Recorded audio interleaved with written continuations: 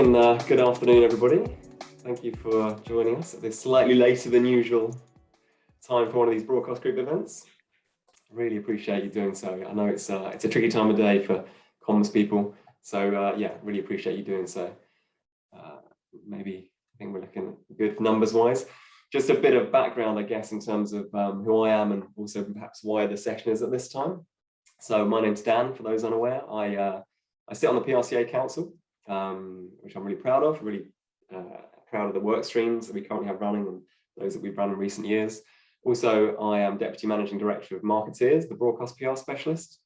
But actually in my guise on the PRCA Council and in my capacity as chair of the broadcast group, it means that I get to put on these events about once a quarter. I say about once a quarter because Kari tells me I need to do at least one a quarter, and I sometimes I'm a little bit late. But yeah, it's great to be able to put these on and actually invite people like Poppy to take part. In terms of the timing of this event, the reason we're doing this today is because when I asked Poppy to kindly take part and talk to us about what it's like to produce Matt Chorley's show on Times Radio, obviously given the timing of Matt's show, weekdays 10 till 1, it made sense for us to do this after that work had wrapped up. There has been a development since then, which Poppy and I will tell you about in a moment, which is all very exciting. But thanks again for joining us today, and I think I will kick off. Just to say as well, there's going to be a Q&A at the end of this, so if you have any questions you'd like to put to Poppy or myself, then feel free to pop them in the chat a little bit later on, or feel free to raise your hand and we'll invite you to pose your question to us verbally. But I'm going to kick off now by just giving you a very quick summary of the latest RAJAR results. So this is a broadcast group event. It would be remiss of me not to talk a little bit about the latest RAJAR results. For those unfamiliar with what RAJAR is or what they do, essentially that's the measurement body that quarterly tell us how many people are listening to radio across the UK, how many people are listening to certain shows, and how long they're listening to. So really useful data when it comes to celebrating the success of doing any broadcast media relations on behalf of your clients or yourselves. And that detail is actually accessible via rajar.co.uk. So anybody that's never been on there, have a little look at the website. The listening figures tab along the top, and also the infographic on there are really useful. If you have any questions about RAJAR or listening figures more broadly, feel free to get in touch with myself afterwards. But I'll give you some of the snapshot findings from the most recent study before we bring in Poppy. And I've served up enough waffle almost, but I've got a few more things to say. So the latest figures show that 49.5 million adults are tuning into radio in the UK every week. That's about 9 in 10 of us, listening to just over 20 hours of radio. So radio's never been healthier in the UK, which is down to a number of reasons, such as its adaptability, which we'll talk a little bit about, and why I've asked Poppy to join us here today. In terms of what we're listening to, it's a pretty even share across BBC compared to commercial radio. 49% of people, 49% of share belongs to the BBC. Just over 30% of people are listening to the radio via a smartphone or tablet each week now, which just signposts that adaptability I talked about a moment ago, and how it's not just the traditional radio mechanism we've thought about in the past. We're consuming radio through different devices and in other ways more and more. Some stations enjoyed much bigger RAJAR successes than others, bigger gains than others. One of the standout successes was once again Boom Radio, which actually launched at around about the same time as Times. It increased to nearly 250,000 weekly listeners. For those unfamiliar, Boom Radio is actually aimed squarely at boomers, as the name suggests. And they've actually seen that their listening hours per week have increased on average from 8 to 10 hours per person as well. So decent numbers there. LBC as a brand was actually celebrating some great results as well. They're up to 3.2 million listeners across the brand. And there were some impressive gains for the likes of BBC Radio Scotland, BBC Radio Newcastle, and BBC Radio Solent as well. But generally speaking, coming to Poppy eventually, generally speaking, the News UK broadcasting brands, so within their stable of stations, which includes the likes of TalkSport, Virgin Radio, Talk Radio, and of course Times, they had a really good set of RAJAR results. Talk Radio in particular had their highest audience figures yet at 542,000. That's a station obviously which launched back in 2016, and Times Radio once again reported over 500,000 weekly listeners, and that's just Times Radio's second results. Bearing in mind the station launched just over 18 months ago, thought it'd be a good idea to get Poppy on to talk us about how that success has been achieved. So Poppy, going to hand over to you now. I think within the preamble, within the promotional copy, we talked about the fact you helped launch and produce Matt Chorley's very successful, very highly respected show on Times Radio. It's been a development since then. So do you want to tell us a bit about what's happened since we started promoting this event, and then we'll talk a bit about that show and the one you're going to be producing. Great, yeah, thank you so much for having me, Dan. I obviously helped launch Matt Chorley's show kind of over 18 months ago. But as kind of Times Radio has developed and as we're growing, John Warren obviously left Friday afternoons, and Ruth Davidson is coming on board, the former Scottish Conservative leader. And so I'm super excited that I'm going to be launching that programme, which kicks off next Friday. So yeah, I've really only just started working on it as well. So it's a big sort of a change from a weekly show to from a daily show to a weekly show. I think it'll be very exciting. So yeah, that's what I'm off to do now. I think this is our first official scoop on one of these broadcast events. So thank you for sharing that. Congratulations on the new show, Poppy. Looking forward to listening to that next Friday. I think if we reflect briefly on Matt's show, and then we'll move on to a little bit about what it's going to be like producing a show which is on once a week compared to 5 days a week. That would be great. So reflecting on Matt's show, what was it like? What was the ambition when you launched the show, and how much do you feel you've achieved that? Yeah. Well, the ambition was, I mean, I think I have a quite weird analogy for you, but Matt is obviously a massive political nerd, and my background is in political journalism too.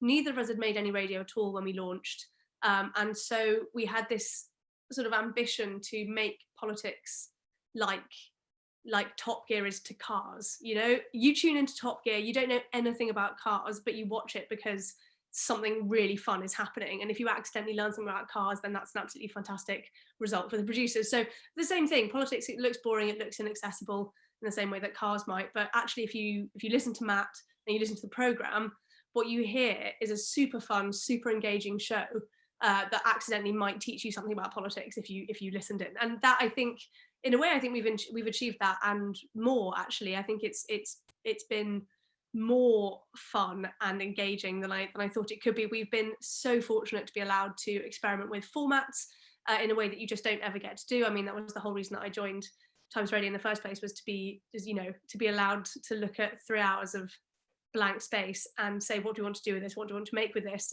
And to be given the freedom to do so, to try things out, to realise what doesn't work, and actually to be able to make something I think that is genuinely special. And I really think there's nothing like Matt's show actually anywhere else out on broadcast. And I do think that is partly because we'd never made any radio before, so we were really just making it up as we go along, and partly because we were given this freedom to do something. So yeah, that was the aim.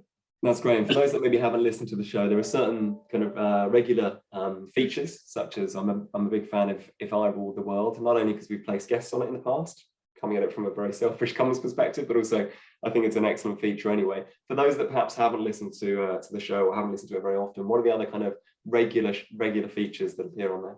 Yeah, so I think part of it is as I was saying about kind of making politics really accessible. So one of the things that I'm super proud of actually is, well, there's two things. The way we do PMQs, obviously we do PMQs every Wednesday. Most broadcast outlets will just hit play at 12 o'clock and then at 12:30 have a chit chat about whether or not you thought it was a good or bad session. And I still can't believe we're allowed to do this, but we have sort of tried to turn it into this sort of live football commentary situation where we've got the PMQs feed, and then between the questions, we pause it and then try and explain what's going on. And that way you get these sort of digestible chunks of commons.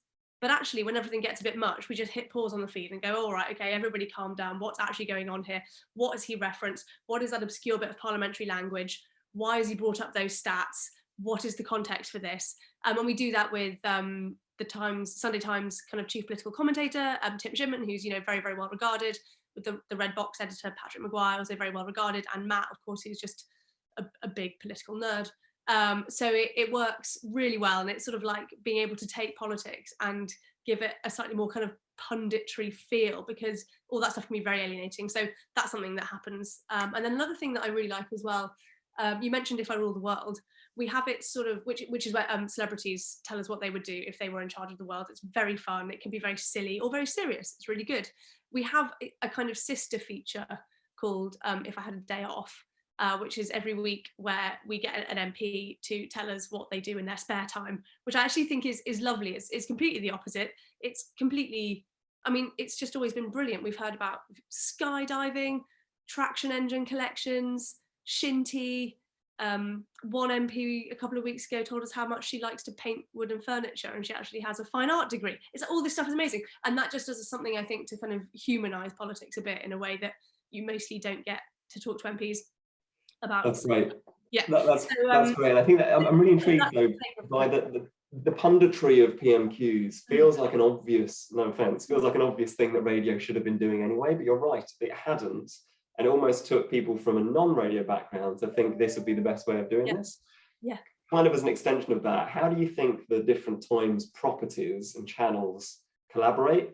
And again, thinking a little bit selfishly about our audience here, what does that mean for comms people? And I think by that, what I'm saying is, if a story is in the paper, is it more likely to be on the radio, or vice versa? Yeah, yeah, I think that's a super important thing. And I think one of the reasons why we get, essentially why we are able to be a journalistic rival for places like the BBC. And I think, 18 months ago, I don't know that I would have been able to say that sentence at one of these events, but I really think that we absolutely can say that now. I mean, we get the government minister every single day, we get the opposition, we get all the big hitters, and we get stuff written up. And I think part of the reason why we've been able to do that is that we're not, we're a commercial radio station. We don't have as many producers as any BBC station, but what we do have is the Times newsroom, and the work with them that we do is really good. So we have it's a pretty good two-way system, essentially, in that we use the correspondents on the radio, and they've been fantastic. They are really, really up for it, and they're very, very, very good at that. They've essentially become broadcast correspondents. That was never part of their job, but they've taken it on incredibly well. And also we have a pretty good symbiotic system in that if your story, if we get a good line on the radio, the paper will write it back up again. Or if the paper has done something particularly good, we will look to it and use it to lead our coverage of things. So I think it's very symbiotic. It works very well. And yeah, it allows for, I mean, essentially, from your guys' perspective, it's an opportunity for a great double hit. I mean, if you, and we can do things in a coordinated way as well. If you think something's particularly good, if it can be done as a pre-record, then it means you can give it to the paper early, and then your write-up can go in the paper in the morning, and the interview go out in the afternoon. But other times, obviously, it's a bit more fluid. But I think it's a great opportunity, actually, for people like yourself. That's a great tip, and I think that it's interesting you talk about, Matt just being a natural on radio. I think you started in the Taunton Times back in the day, then obviously Redbox, and so podcast environment, and now radio.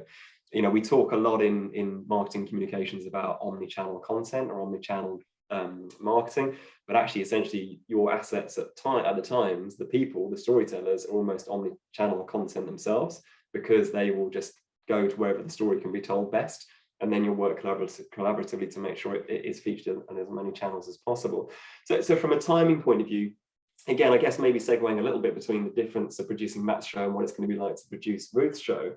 If somebody on this session has a great story, has a great guest, and thinks, you know what, they've listened to your show or Ruth's show after it's gone out, and think, actually, this is a good fit, what else should they be thinking, and when should they be getting in touch with yourself or producers of other shows? Yeah. Well, I think actually, so with Matt's, well, okay, I mean, I'll give you the kind of on the daily roster. For breakfast works very much like a breakfast program. So afternoon, evening time, you're looking to play stories for the next morning, particularly if it's something that is coming out tomorrow, if it's a report or whatever that's embargoed at midnight, you can be lining people up, I guess, between now and about midnight, obviously, but that's kind of very news based. And same for drive as well. You can, start sending stuff out in the morning to go that they'll be kind of getting on the program in the afternoon. They are very much, they're very good, but they are very kind of straight back news programs. So you're looking at those kind of usual news timings. Matt's it's a very fluid show, actually. If you like something and it's fun, you can get that booked in a couple of days in advance, or if it is news sensitive, we will do it on the day. I'd say there's not much kind of timing related issues for that. It's very much based on the story. I think it's quite a kind of luxurious position to be in, which is that if something comes in 3 days in advance, we'll go, absolutely, yeah, put that in the diary, which is really nice. Yeah. Just to that end as well, again, coming back to the difference between producing a weekday, a 5-day a week, I'm trying to get that right, 5-day a week show, to doing something on Friday afternoons with Ruth. How much of the Friday show do you think will be kind of in the can the day before, and how much do you think will be responding to what's happening on the day? I guess it depends what's happening on that day. Yeah, obviously, as with all these things, you can tear up your running order if something happens, and it does happen. So, and I think one of the things that we're, I think, definitely building on is that we are ultimately news driven, really, in that every program, I mean, Breakfast and Drive are news programs, but everyone else has space built in, and Ruth's show is no different. I suspect it will be I mean, roughly 60-40 planned to not planned. So, but that, we will absolutely get in on a Friday morning and know that there are however many spots to fill that day on the news that day, and they will get filled. So I think in that sense, there's always space for news. Yeah.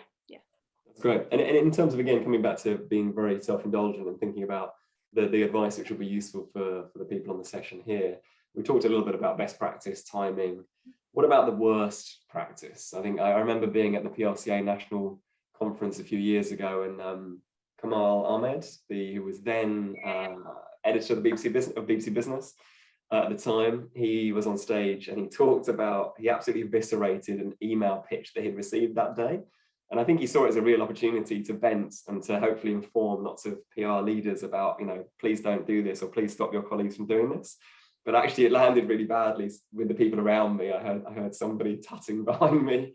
It was not taking any of it in, but I thought he was absolutely bang, had bad practice bang to rights. But he was talking about, please don't tell me you hope I'm having a good day. Just get to the point. Like, get to the point with your email. I get a lot of emails every day. Tell me what the story is. Tell me the assets you have. Think about the media. This is broadcast, so don't send me a press release with quotes. I need an interviewee, and I need them at the time when I need them. If it's TV, I need filming ops. All those kind of stuff that we know is in broadcast PR. But again, people who maybe aren't familiar with pitching to broadcasters, what are maybe some of the worst things you've seen, and/or, if you don't want to be mean, just if you want to double down on some of that best practice, what would you advise people to do? I would never eviscerate a pitch. I think that's bad practice from Kamal Ahmed, really, because actually we value what you guys do a lot. It's really important for us, so I wouldn't do that. But I do think it's I think with time specifically, it's, I mean, I would kind of refer back to one of the bits of the RAJARs that I don't think we necessarily talked about, but which is basically we've got a very, very high percentage of AB and ABC1 listeners, and that, I think, is a really great thing. I think it's what everyone was aiming for to start with, which is essentially kind of educated people looking for quality news and analysis, and it's worth thinking about that. So while I have a personal preference for fun and quirky stories, we love them, they're always great, please always send them. Think about, particularly for Times, these are people who are smart and who want really kind of top quality information, and that's just always worth thinking about. Know the show you're pitching to, obviously. I mean, again, it can be difficult, and all of this stuff comes with the caveat that it's slightly at the whim of the time of day and who's on shift that day, as always. But if you know what you're pitching to and know your audience. And another thing I think that is possibly quite useful, actually, is when we were talking about how much we link in with the Times. If the Times has written something up and you've seen it in the paper that day, and you think, oh, we've got a sort of case study, if you can, I mean, it is, honestly, if you start with, I saw the Times covered so and so today, my guest can speak to XYZ, and that's not just news, it's very, very time specific. That can be a massive help, actually, for us, because we do draw a lot on their journalism and expertise, but we don't always want to talk to correspondents who wrote the story, or it saves us messaging the person that they quoted in the story if you know that person, or whatever it is.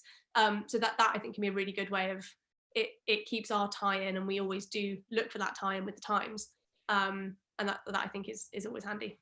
That's a great shout. So that's akin to the classic, day 2 version of a print story. So what's the build on it? But you're doing it literally on the same day, but almost looking to build on it show by show or hour by hour as the story develops. Great advice. I love that. You like your quirky, but think of your audience as well. Whenever I hear I like quirky, I always think of when we worked on the national Shed of the Year awards, which for some reason just stuck in my head as quirky. Everybody covered it. Everybody wanted to talk about the Shed of the Year awards. I guess with your audience, it's got to be a shed worth 30, 40, 50 grand.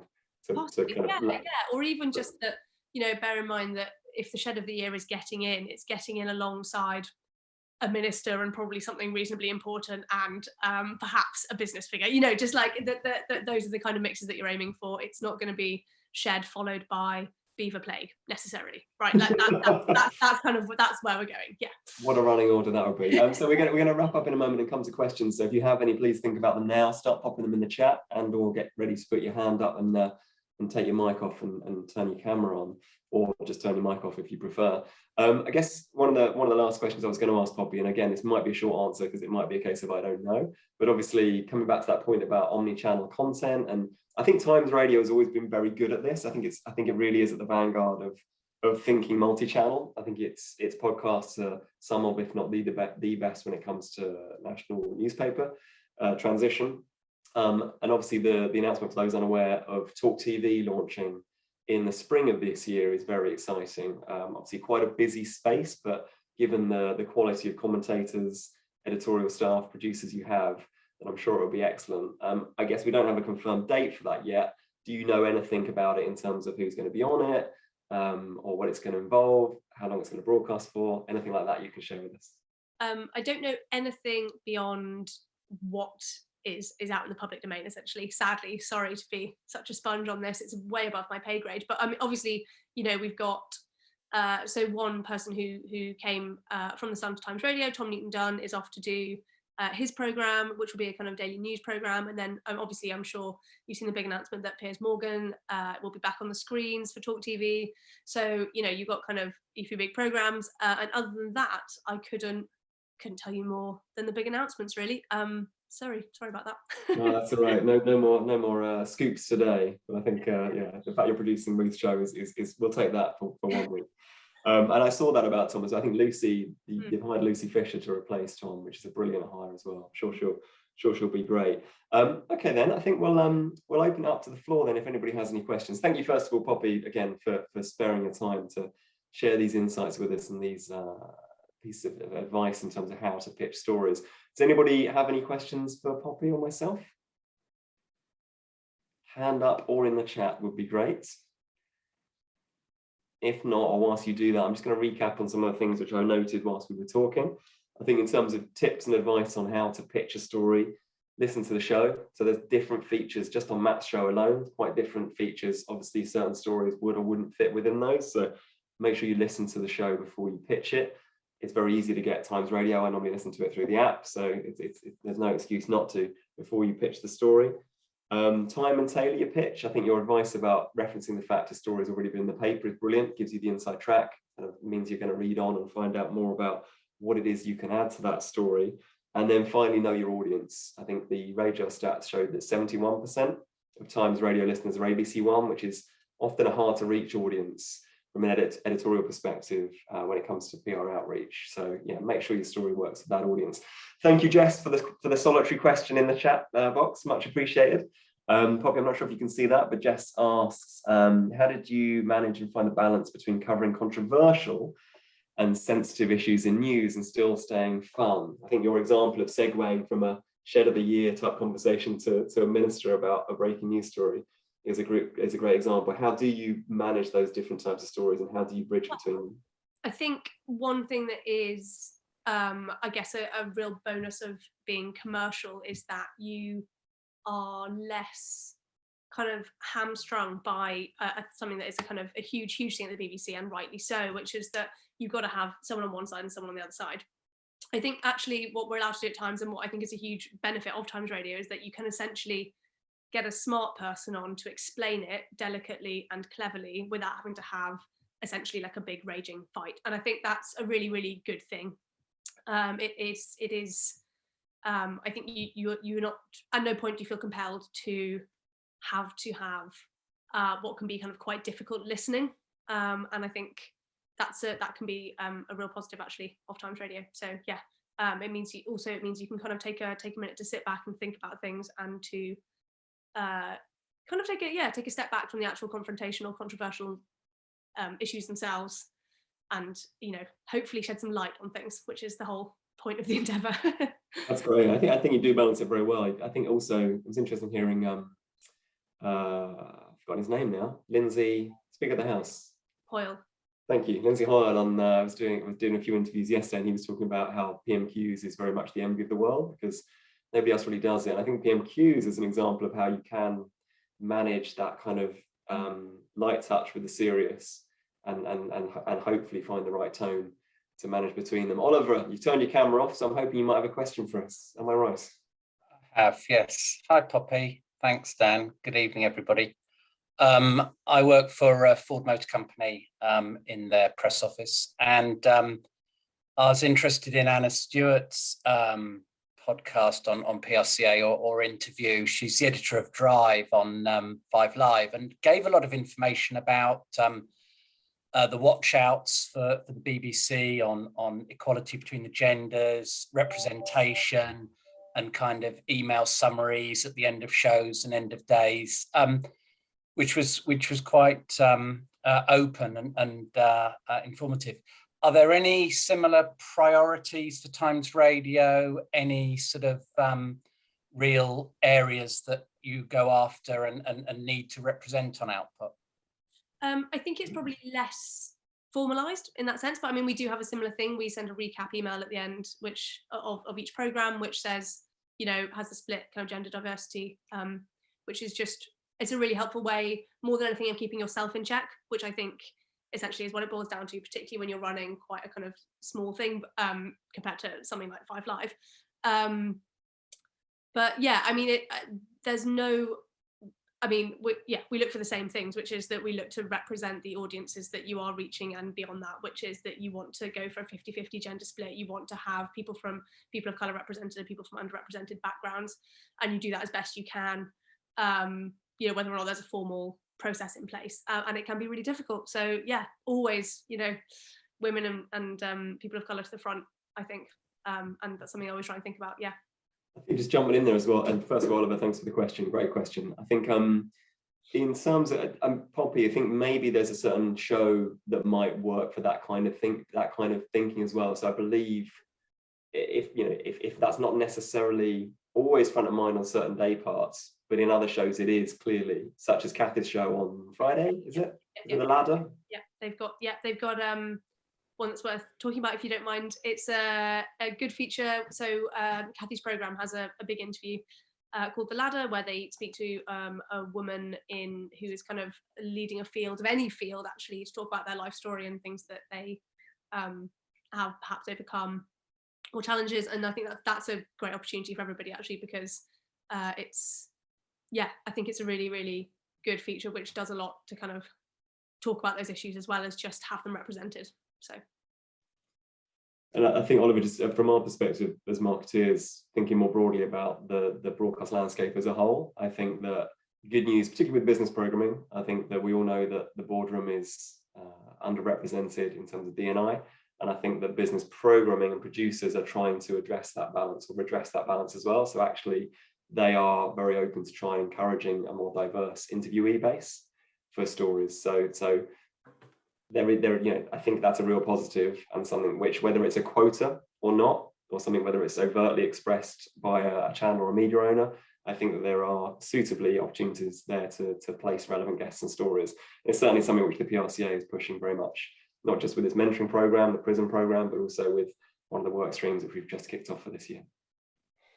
And I think whatever your kind of C-suite representation is, good or lagging, it's the role of us PRs to maybe work with what we've got, but introduce, as well as the spokesperson, some kind of case study and dig deeper in the organisation. And then that kind of double act going on air, supported by us PRs in the background, it gives confidence to the apprentice and the junior. And in a way, as far as the listener's concerned, it equalises what might be a lag in the C-suite, where it is still too male orientated and not ethnically diverse enough. Yeah, and can I just add something really quickly on that, which is that something I forgot to mention earlier when we were talking about kind of adding on from time stories as well, but actually it applies to any story, which is that case studies are invaluable actually because, you know, we have lots of professionals, you know, willing and ready to talk about stories at a moment's notice, but so much of what we talk about impacts people or involves people who wouldn't normally get a platform. And, you know, reading a quote in a newspaper is very different to hearing someone talk about their own experiences. So I think, you know, and we do a lot of work getting our own case studies. We're always looking for them, but having case studies, I think, can transform a story. We did one recently. We talked about the prison system, and we talked to a lot of people who are very clever. And we talked about one recent, and then we spoke to an offender who'd come out last year, and that was the thing that made the entire item. And so we're always happy to get pictures about those as well. Brilliant. Yeah, great recommendation. Do we have any other questions? If not, we can wrap it up. Cheers for that one, Oliver. I really appreciate that. Any final questions? If not, I would just say a massive thank you again to Poppy for giving us your time this afternoon. Really useful insights there. If anybody has any other questions, then feel free to direct them at myself, and I'll see if Poppy will answer, or I'll try and do my best to do so. But yeah, just a massive thank you again, Poppy. Thanks for the feedback, Jess. Just, yeah, massive congratulations on making Matt's show such a huge success over the last 18 months. Very best of wishes, very best of luck with Ruth's show, launching next Friday. So for all those who are able to tune in, please do so. And just, yeah, thank you again for your time, and best wishes to everybody who joined the session. Thank you very much. Thanks for having me. Cheers, guys. Bye-bye.